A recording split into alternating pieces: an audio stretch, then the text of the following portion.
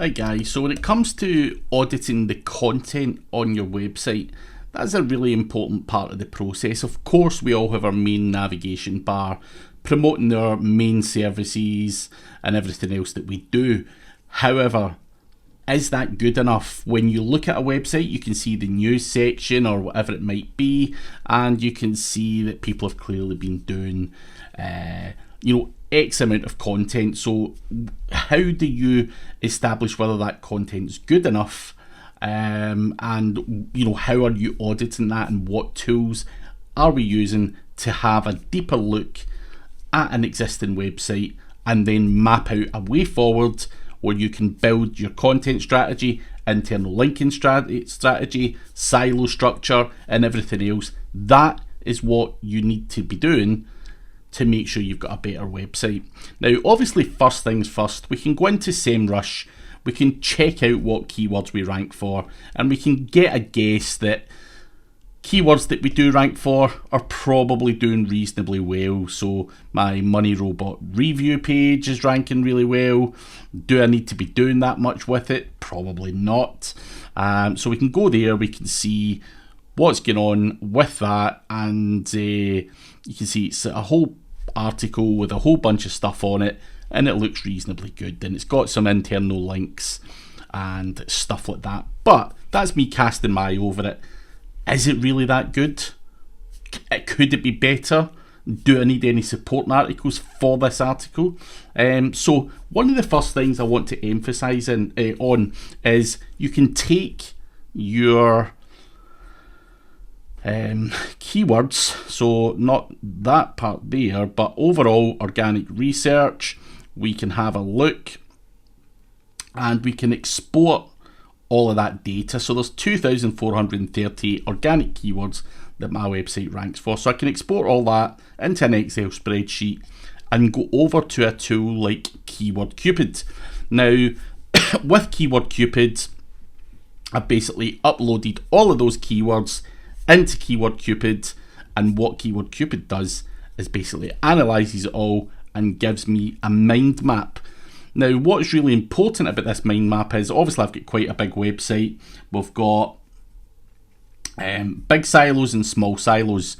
Now, I mentioned silo structure before. We all know what silo structures basically are, but if you don't, then this can basically give you an idea of what the top level silo structure would look like. So, for example, I may have a main power page talking about free stock photos for marketing, which I do have.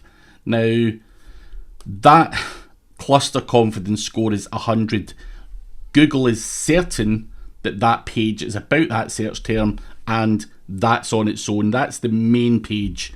Now, off the back of that, I have Pexel's alternative websites, MMT stock photos, Snapwire Pixabay, and a whole bunch of other supporting articles that could essentially all internally link to the free stock photos for marketing, because that's the main search term.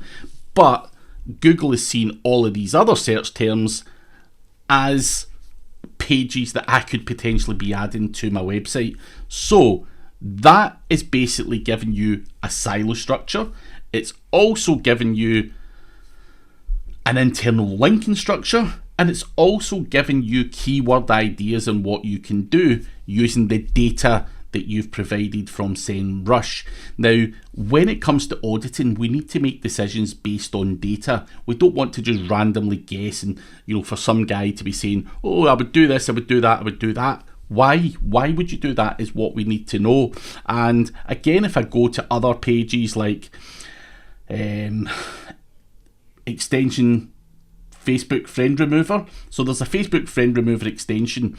Now, I've got a page on my website about that because we get loads of Facebook friends and we need to delete some of them that are not engaging with the profile. So I've got a page on that and explained that this tool, it does all this automatically for me.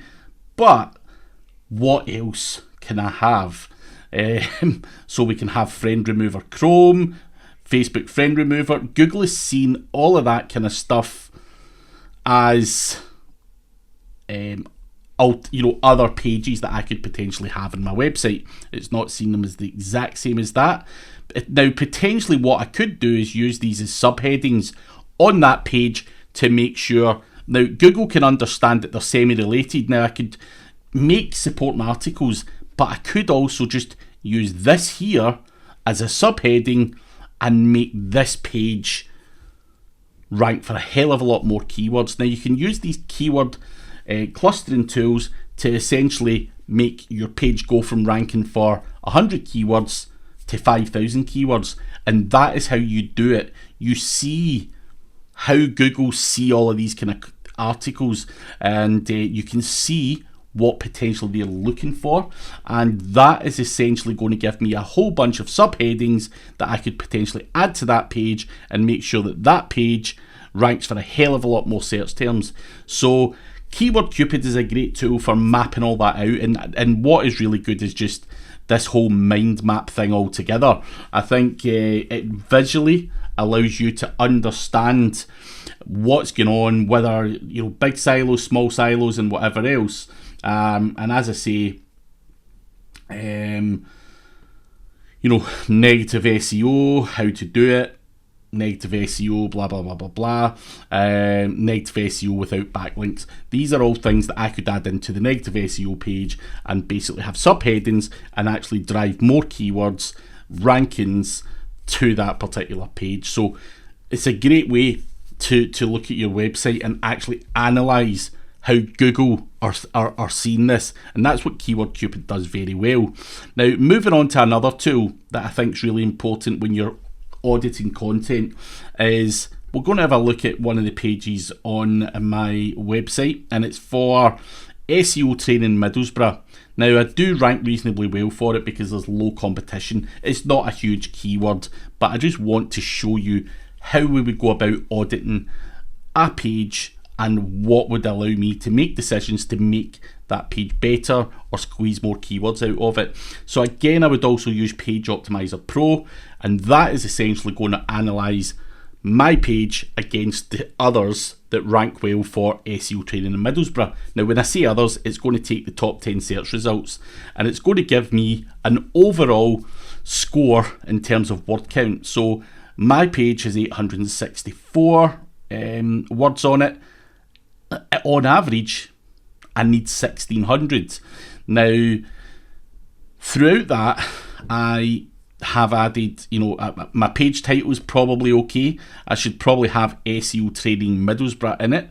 Now, subheadings on the website is really important, and this is where I'm going to be able to squeeze more keywords out of a page. So you'll be able to see I've not used the word SEO, training, Middlesbrough, digital marketing, support certificate, and a whole bunch of other keywords that would potentially allow me to rank for more variations of those particular keywords. And throughout the actual content, I have a whole bunch of red dots, which is telling me that I'm not talking about tutor support, SEO courses, digital marketing.